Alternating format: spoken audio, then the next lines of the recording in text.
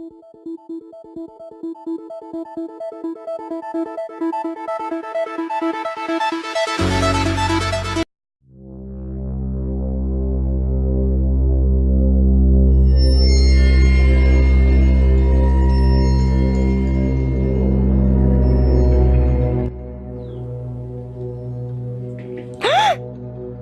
essa mulher veio parar na minha geladeira? Senhora, acorda.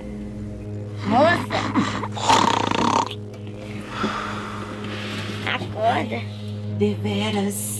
Deveras, por onde estou, meu Deus do céu? Cá estou, oh my God, oh my céus. Que seringonça é essa? Onde estou? Não chama de seringonça, que se chama geladeira. Quem é você? Onde estou? O que é isso? Geladeira. Onde estou? Estou me tremendo toda.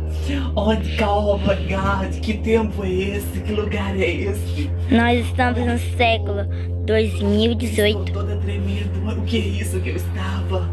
Uma geladeira. Deveras que eu não conheço isso. Mas... Geladeira que a gente guarda carne. Mas parece um caixão. Caixão parece você pelado desse jeito. Eu sou do século XIX.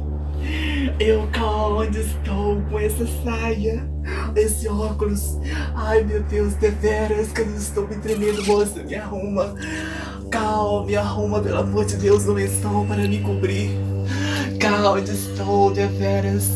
Deveras eu preciso de um médico.